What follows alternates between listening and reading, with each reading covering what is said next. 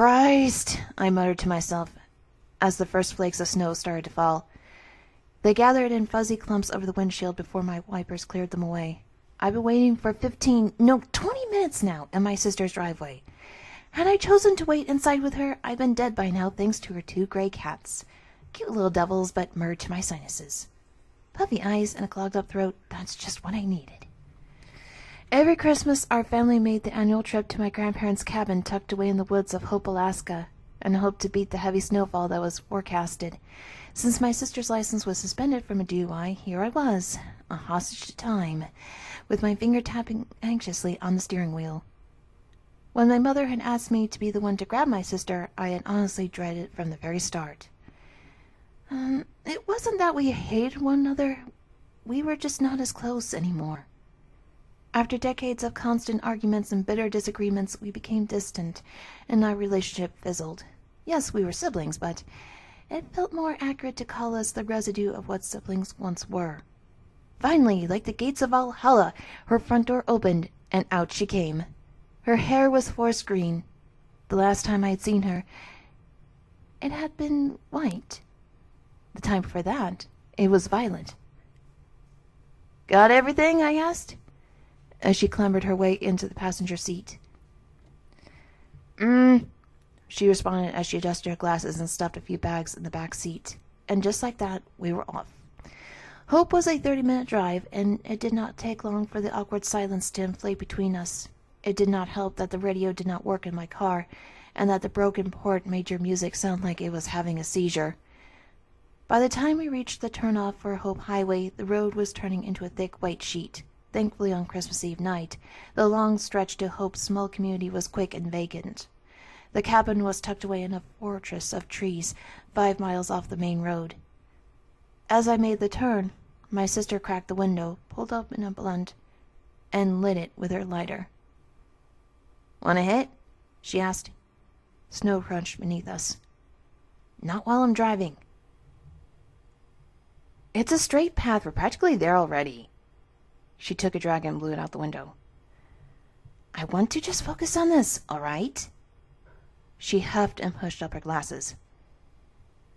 "If you're that worried, maybe slow down a bit then."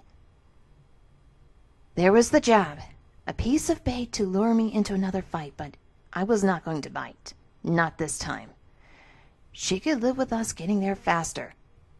The drive was almost over, and I'd soon be in a warm living room with my feet up, a spiked eggnog in my hand, and Bobby Helms' Jingle Bell Rock in the air. I could already hear Uncle Jed spouting off one of his crude jokes. "Why does Santa Claus have such a big—" "Dude!" my sister shrieked, jabbing a finger in my side and whipping my mind back to the windshield.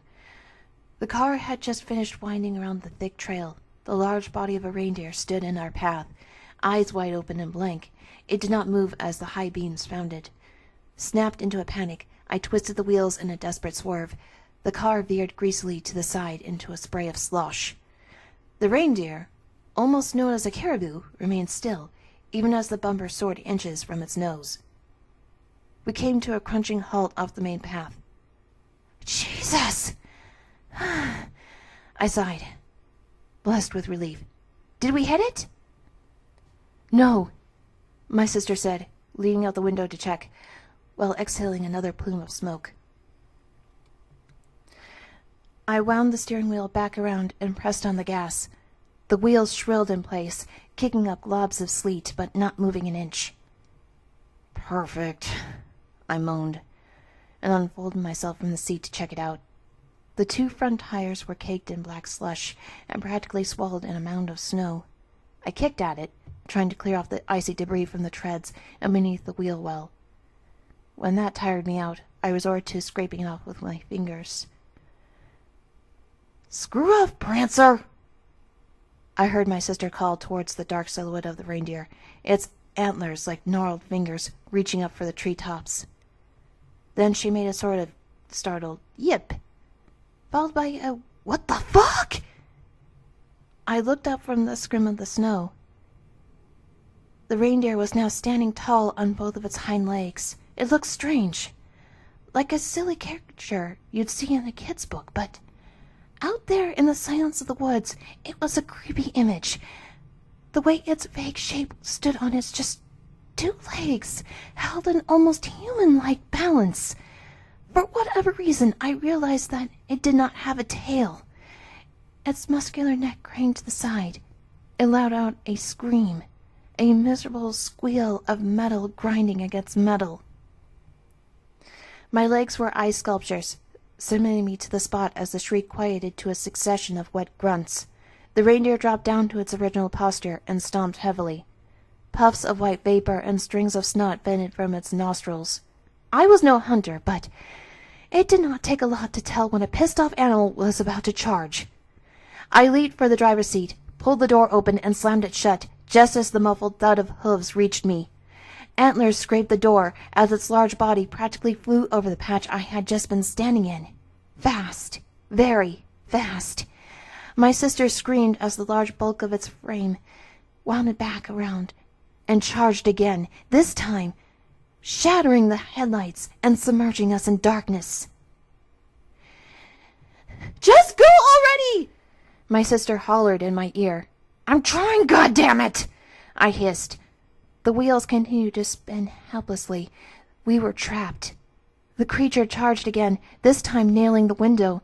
A cobweb of cracks bloomed near my sister's head.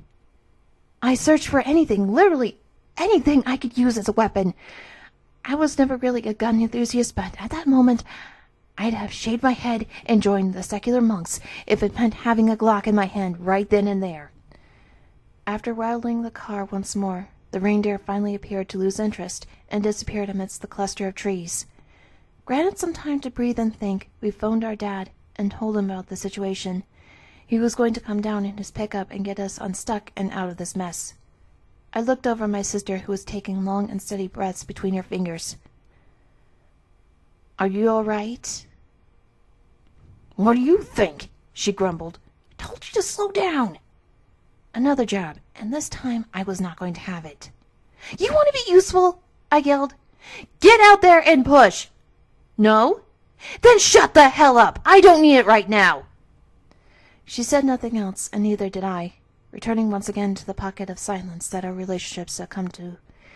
The sooner Dad's headlights peeked in the distance, the better. Suddenly, she rolled the window down.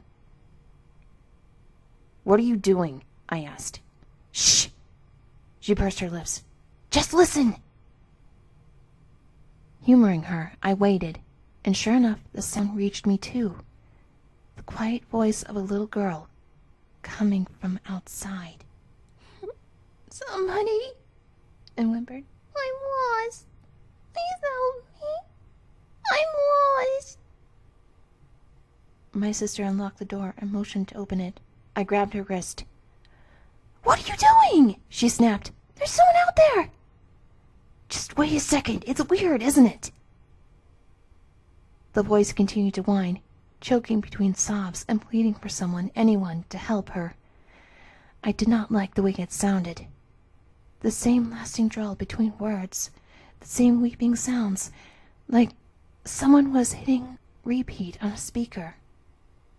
Something was not right, and my instincts were hoisting red flags left and right. Then my sister looked at me, and her expression warped into shock. She flung back, pinning both shoulders against the interior. Things that sounded like words bubbled up but did not quite make it out of her throat. I turned and saw what was looking at me. It had the face of a man, surrounded by the mottled fur of a caribou's body. The skin was a mummified brown color, wound tightly around its long skull like old crinkled leather. Snowflakes landed upon its wide, expressionless eyes and melted into the dark membranes of its pupils. It circled the car, bobbing its antlers and fogging up the windows as it peered inside. My heart shook the walls of my throat. I locked eyes with my sister, unable to say anything behind the sheer disbelief. I should have grabbed my phone, snapped a photo, recorded a video, anything, but my thoughts were jangled. It then let out the same horrible scream, but I didn't see its tight, contorted lips open. The sound was coming from its neck. Small, fleshy orifices flapping open like mouths, or converting the high-pitched shrill into the mimic cry of a little girl. "Help me! I'm lost! Help me!" Headlights glazed the area. My father's pickup came into view, paving its way down the path. The reindeer, or whatever the fuck it was, ran off, vanishing once again into the snow-covered thicket. Nobody believed us. Why would they? If anybody had told me that story, I would have assumed that they hopped up on some crazy psychedelic, but the reality of what I saw was cold, and it's something I still to this day cannot fully swallow. Instead of sleeping that night, my sister and I did some research that led us to the myth of skinwalkers, beings of some sort, capable of mimicking voices and disguising themselves as animals to lure people into the woods. After reading other accounts, there wasn't a doubt in my mind what we witnessed out there. Every so often that night, I'd stare out the window and eye the yard, wondering if I'd see that leathery face watching from the tree line. Neither I nor my sister ever made that trip again, much to the frustration of my family, but there was a silver lining. She and I have never been closer.